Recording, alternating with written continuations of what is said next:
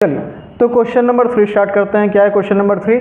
Determine the empirical formula of an oxide of iron which has 69.9% of iron and 30.1% of dioxygen by mass. ठीक है, तो empirical formula निकालना है, ठीक है, आयरन का, ऑक्साइड का। तो हमारे पास आयरन होगा एंड ऑक्साइड होगा। तो इसके लिए हम लोग को एक टेबल बनाना पड़ता है। क्या होता है, एलिमेंट लेंगे सबसे फर्स्ट अपने पास कॉलम में, सेकंड में परसेंटेज जितना भी गिवन होगा, थर्ड में हमारे पास उनका एटॉमिक मासेस, फोर्थ में रिलेटिव नंबर ऑफ मोल्स कैसे निकालेंगे देखेंगे, फिफ्थ में सिंपलेस्ट रेशियो एंड फाइनली हमारे पास आएगा सिंपलेस्ट होल नंबर रेशियो। चलिए तो एक एक करके वैल्यूज पुट करते हैं और निकालते हैं हमारे पास फॉर्मूला। तो एलिमेंट कौन है, आयरन है, ठीक है, तो हम लोग यहाँ पर क्या लिखेंगे, आयरन लिखेंगे, ठीक है।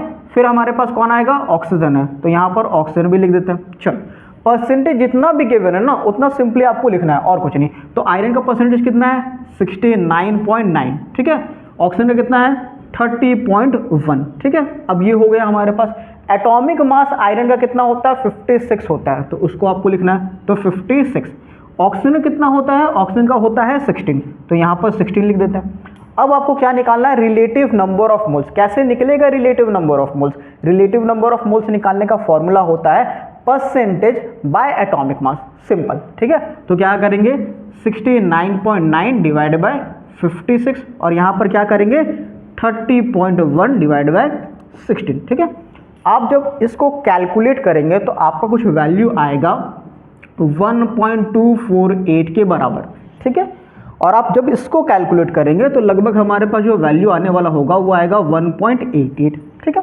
तो यहाँ तक हमारे पास काम हो गया। सिंपलेस्ट से पहले रिलेटिव नंबर ऑफ मोल जो था वो हमारे पास निकल गया। अब क्या निकालना है, सिंपलेस्ट रेशियो। सिंपलेस्ट रेशियो कैसे निकला जाएगा, फॉर एग्जांपल 1.248 है हमारे पास। अब इसको डिवाइड किससे करना है ना, इन दोनों में जो सबसे छोटा वैल्यू आया, तो 1.248 आया और एक हमारे पास आया 1.88, इनमें छोटा वैल्यू कौन है, यही वाला है, तो उसी से डिवाइड कर देंगे। तो 1.248 को 1.248 से ही डिवाइड करते हैं, कितना आ जाएगा, 1 आ जाएगा। फिर यहाँ पर हमारे पास वैल्यू कितना आया, 1.88। अब इसको भी डिवाइड करना है किससे, छोटे वाले नंबर में से, तो इन दोनों में यही छोटा है, तो फिर से उसी से डिवाइड करेंगे, तो 1.248।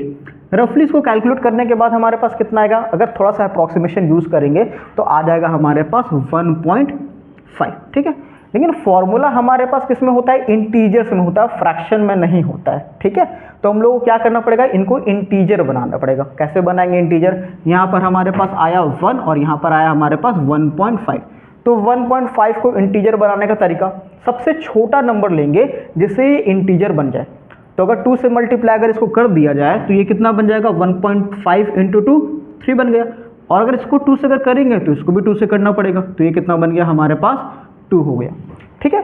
तो फाइनल रिजल्ट हमारे पास क्या आया कि Fe हमारे पास मिला 2 एंड ऑक्सीजन कितना मिला 3। तो इसी से हमारे पास इंपेरिकल फॉर्मूला आ गया। क्या होगा हमारे पास इंपेरिकल फॉर्मूला, इंपेरिकल फॉर्मूला हमारे पास तैयार हो गया। वो क्या हो जाएगा, Fe कितना हो गया 2 एंड O कितना हो गया 3। तो यही हमारे पास क्या, फाइनल आंसर क्वेश्चन नंबर 3 का। बिल्कुल क्लियर है।